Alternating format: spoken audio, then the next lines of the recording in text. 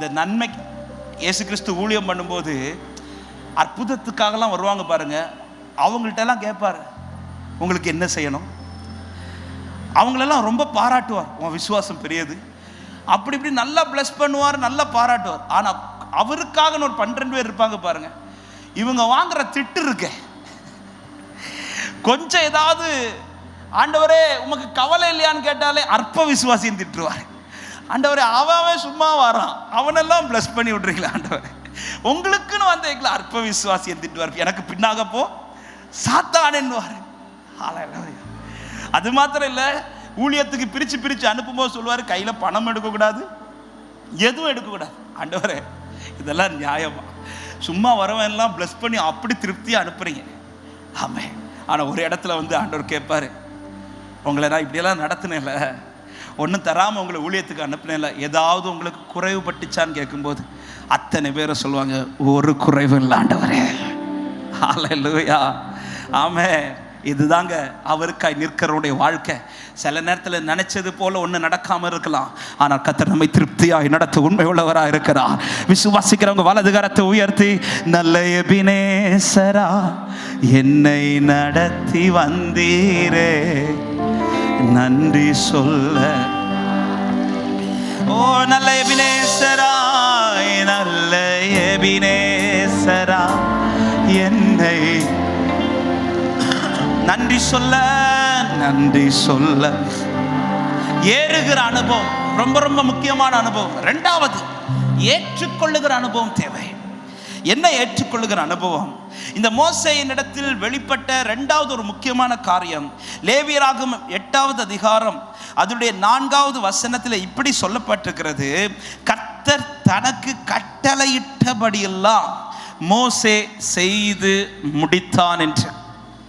மோசேயுடைய வாழ்க்கையில் இரண்டாவது வெளிப்பட்ட பிரதானமான காரியம் என்ன தெரியுமா? தேவன் என்ன சொல்லுகிறாரோ அதை ஏற்றுக்கொண்டு அதன்படி மட்டும்தான் செய்வார். இது ஒரு தேவ பிள்ளையுடைய வாழ்க்கையில் ரொம்ப ரொம்ப முக்கியமான காரியம். ஒன்று, தேவன் சொல்லுவதை கேட்கணும். 2, தேவன் சொல்லுவதை செய்யணும். ஆமென் சொல்லுங்க பார்க்கலாம்.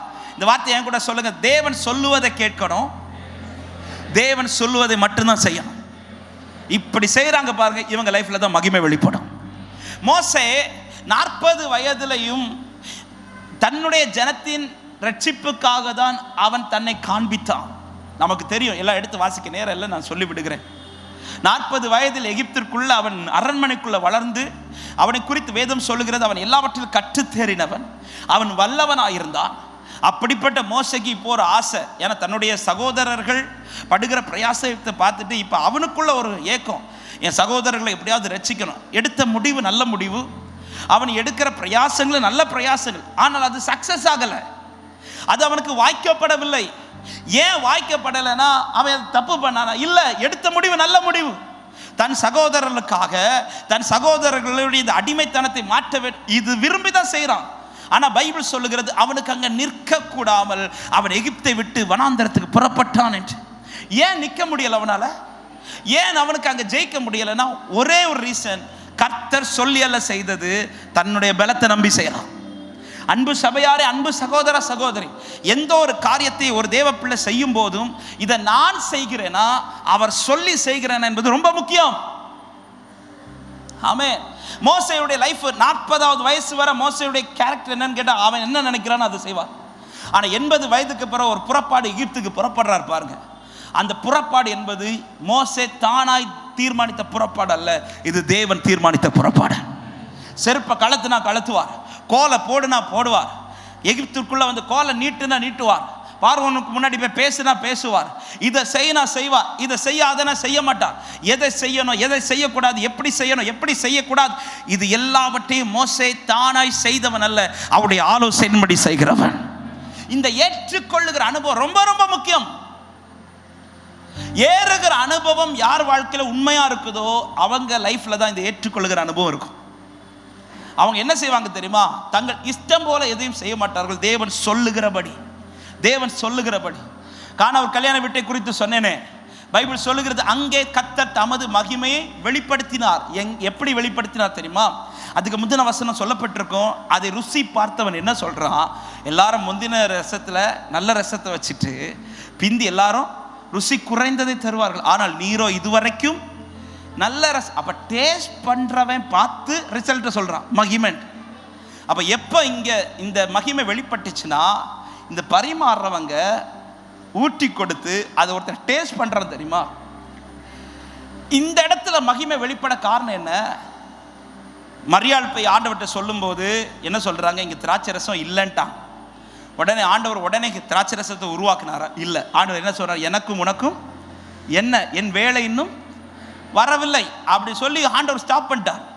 உடனே மரியாள் என்ன சொல்லியிருக்கணும், வீட்டுக்காரங்க கிட்ட போய் அவர் வேலை வரும்போது செய்வார், கொஞ்சம் வெயிட் பண்ணுங்க அப்படி சொல்லியிருக்கணும். ஆனால் அப்படி சொல்லாமல் அவங்க போய் சொன்ன வார்த்தை என்ன தெரியுமா, அவர் உங்களுக்கு என்ன சொல்கிறாரோ அதன்படி. அதாவது இந்த வீட்டில் இனி ஒரு மகிமை வெளிப்படணும்னா, நீ சொல்கிறத அவர் செய்ய மாட்டார், அவர் சொல்கிறத நீ செய்யணும். ஆமாம், நீ சொல்கிறது செய்வார். எப்படி சொல்லுவ? ஏற்கனவே திராட்சை ரசம் ஊற்றப்பட்ட பாத்திரத்தை எடுத்துகிட்டு வர சொல்லுவேன், ஆனால் அவர் அது எடுக்கவே மாட்டார். நம்ம பழக்கமே இந்த சாம்பார். எங்கள் ஊர்லலாம் கல்யாண வீட்டில் சாம்பார் ஃபஸ்ட்டு பந்தி கட்டியாக இருக்கும் பாஸ்டர், ஆனால் இந்த கடைசி பந்தியில் சாம்பார் தான் ரசமாகவே மாறும். குறையுதுன்னு தெரிஞ்சாலே இதுதான் நம்ம பழக்கம். இப்போ மரியாள் வந்து சொல்கிறாங்க, நீ நினைக்கிறல்ல அது மாதிரிலாம் செய்ய மாட்டார், அவர் உனக்கு என்ன சொல்கிறாரோ அதன்படி. இப்போ இந்த பந்தி விசாரிப்புக்காரங்களாம் வெயிட் பண்ணுறாங்க. வெயிட் பண்ணோன்னா ஆண்டவர் சொல்கிறார், வெளியில் இருக்கிற 6 பாத்திரத்தை. உடனே இவனுங்க யோசித்திருப்பானுங்களா இல்லை மாட்டாங்களா, அந்த 6 பாத்திரத்தில் இதுவரை திராட்சை ரசம் உண்டாக்குனதே, அப்புறம் ஏன் அதை கேட்குறார்? இது நானாக இருந்தால் யோசித்திருப்பேன், ஆனால் அவன் யோசிக்கலை, கொண்டு வரான். 2வது சொல்கிறாரு, தண்ணீரால் நிரப்புங்கன்றார். 2வது பொதுவாக நம்ம எதை கேட்போம், திராட்சை பழத்தை கேட்போம். ஆனால் ஆண்டவர் பழத்தை பற்றி ஏதாவது பேசினாரா? நானாக இருந்தால் கேட்டிருப்பேன், ஆண்டவர் பழம் வேண்டாமா. அவன் கேட்கல, தண்ணீரை நிரப்புறான். இப்போ சொல்ற, கொண்டு போய் பரிமாறுங்க. நானா இருந்தா கேட்டிருப்பேன், ஆண்டவர் கொஞ்சம் கையை வச்சு இப்படியாவது பண்ணுங்க, கலரும் மாறல. அவன் கேட்கல. அவர் சொல்ல சொல்ல சொல்ல சொல்ல ஒரு மாறு பேச்சு பேசாம அவன் செஞ்சான் பாருங்க, அங்கதான் மகிமை வெளிப்படுது. பரிமாற போகும்போது எடுத்துட்டு போறவனுக்கு மட்டும்தான் தெரியும் என்ன ஊத்தணும். கலர் மாறி இருந்தாலாவது நமக்கு கொஞ்சம் திருப்தியா போகலாம். கலரும் மாறல, அவனுக்கு இப்போ டேஸ்ட் பண்ணி பார்க்கறதுக்கும் பயம். ஒருவேளை தண்ணியாவே இருந்துச்சுன்னா அடி கன்ஃபார்ம். ஆனால் எங்க மாறிச்சு தெரியுமா, ஊத்துனான் பார்த்தீங்களா. டேஸ்ட் பண்றவன் சொல்றான், எப்பா இது தண்ணி இல்லை, இது மகிமைன்ற. ஹல்லேலூயா, ஆமென். அவர் சொல்றதை நான் அப்படியே செய்கிறேன். அவர் சொல்றதெல்லாம் கஷ்டமானதெல்லாம் சொல்ல மாட்டாருங்க. பாத்திரத்தை எடுத்துட்டு வர நம்மளால முடியுமா முடியாதா? முடியும். தண்ணீரை நிரப்ப நம்மளால முடியுமா முடியாது? கொண்டு போய் பரிமாற நம்மளால முடியுமா முடியாது? எது முடியாது? தண்ணீரை ரசமா மாத்துறது, அது அவர் செய்வார். அவர் சொல்றத நீ செய், உன்னால செய்ய முடிஞ்சதான் அவர் சொல்லுவாரு. அதை செஞ்சு முடிக்கிறல, அந்த இடத்துல உன்னால செய்ய முடியாதது அவர் செஞ்சு முடிச்சுட்டே இருப்பார். ஆமென் சொல்லுங்க பார்க்கலாம். மகிமை வெளிப்படணுமா? எனவே தான் ஒரு தேவ பிள்ளை அவருடைய ஆலோசனைக்கு இடம் கொடுக்கணும். மோசையை பாருங்க, அவர் நோனா நோ. அதே இடத்துல ஒரு மோசை கடைசியில் என்ன பண்ணிட்டார் தெரியுமா, கண்மலையை பார்த்து பேசுன்ற இடத்துல அடிச்சிட்டார். அதோடைய ரிசல்ட் என்ன தெரியுமா, கானான்குள்ள விடல ஆண்டுவார். கானான்குள்ள விடல. அவர் சொல்றதை கேட்டு அதுவரை எந்த ஒரு மாறு பேச்சு கிடையாது. சமுத்திரத்துக்கு முன்னாடி நிற்கும் போது ஜனங்களுக்கு முன்னாடி சொல்லிட்டார், கர்த்தர் உங்களுக்கு யுத்தம் பண்ணுவார் சொல்லிட்டு திரும்பி ஆண்டவரை பார்க்கும்போது ஆண்டவர் சொல்றார், ஏன் முறையிட்டு இருக்கிற, போய் உன் கோலை நீட்டி அதை பிளந்து போடுன்றார். ஆண்டவர் எப்படி சாத்தியம்? திடீர்னு கன்னியாகுமரி கடலுக்கு முன்னாடி ஆண்டவர் நம்மள்கிட்ட சொல்றாரு, உன் கோலை கொண்டு போய் பிளந்து போன எத்தனை பேருக்கு போய் நிற்பீங்க? மோசை இப்ப கோலை போயிட்டு போறார், போய் செங்கடலுக்கு முன்னாடி இப்படி கோலை நீட்டி நிற்கும் பார்க்கிறவனுக்கு எப்படி தெரியும்? திடீர்னு நான் இப்போ கோல் எடுத்துட்டு கன்னியாகுமரி கடலுக்கு ஒரு பாறைக்கு மேலே நின்றுட்டு இப்படி நீட்டிட்டு நிற்கிறேன் பழக்கணும்ட்டு பார்க்குறவங்க என்ன சொல்லுவாங்க? சொல்லுங்க, நான் தப்பாலாம் சொல்ல மாட்டேன், சொல்லுங்க. பைத்தியக்கார சொல்லுவாங்களே, உலகத்துக்கு பைத்தியமாக தான் தெரியும் சில காரியம். நீ கிறிஸ்துவுக்காய் சிலதை அவர் வார்த்தையை சொல்லி செய்யறது பைத்தியமா தான் தெரியும். ஆனா நிறைவேறும் போது அத்தனை கண்களும் பார்த்து சொல்லும், இதுதான் மகிமை. ஹல்லேலூயா.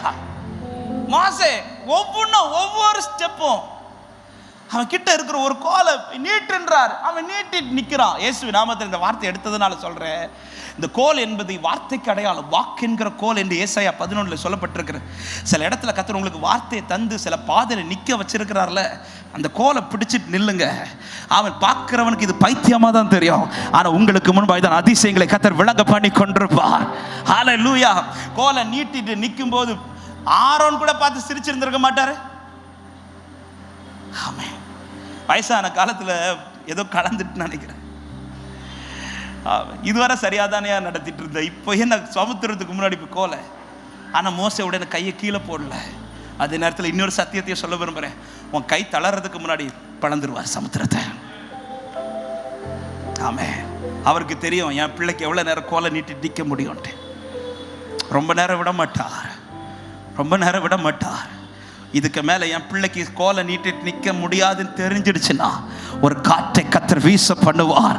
உனக்கு முன்பா இருக்கிற சமுத்திரங்கள் விலகும். சத்தமாய் ஆமென் சொல்லுங்க பார்க்கலாம். ஆமென். அவர் சொல்றத கேட்டு, அவர் சொல்றது, இந்த மோசேயின் வாழ்க்கையில இந்த மகிமை வெளிப்பட காரணம், மற்ற எல்லா ஜனங்களுமே ஈவன் ஆரோன் உட்பட ஒரு இடத்துல தோத்துருவார். அதுதான் மோசே 40 நாட்கள் அவர் மலையில போய் வராம இருந்ததும் இப்ப ஜனங்களுக்கெல்லாம் ஒரு பயம் வந்துச்சு. போன மோசைக்கு என்ன ஆயிடுச்சோ அப்படி சொல்லி இப்போ யாரை கூப்பிட்டு, ஆரோனை கூப்பிட்டு என்ன சொல்லுவாங்கன்னா, எங்களுக்கு ஒரு தெய்வம் உண்டாக்கணும்னு சொல்லி நமக்கு தெரிந்த வார்த்தைகள் யாத்திராக 32வது அதிகாரத்துல 1 கடைசியில் சொல்லப்பட்டிருக்கிறது. ஆதலால் நீர் எழுந்து எங்களுக்கு முன் செல்லும் தெய்வங்களை எங்களுக்கு உண்டு பண்ண என்றார்கள். உடனே 2வது வசனம் சொல்லப்பட்டிருக்கிறது, அதற்கு ஆரோன் உங்கள் மனைவிகள் குமாரத்திகளுடைய காதுகளில் இருக்கிற பொன்னணிகளை கலட்டி என்னிடத்தில் கொண்டு வாருங்கள் என்று சொல்லி இப்போ ஒரு பொற்சிலை உண்டு பண்ணி, அதுல கொடுமை என்னன்னா 5வது வசனம் சொல்லப்படுகிற, ஆரோன் அதை பார்த்து அதற்கு முன்பாக ஒரு பலிபீடத்தை கட்டி நாளைக்கு கர்த்தருக்கு பண்டிகையை உண்டாக்குனது கன்று குட்டி. ஆனா பலி யாருக்குன்னா கர்த்தருக்கு. என் கேள்வி, இதை ஆரோன் ஆண்டவர்கிட்ட கேட்டு செஞ்சாரா மனுஷன்ட்ட கேட்டு செஞ்சாரா? நல்லா கவனிங்க. ஒரு தேவ பிள்ளையுடைய அழகு உலகத்திட்ட கேட்டு செய்யறதல்ல, ஆண்டு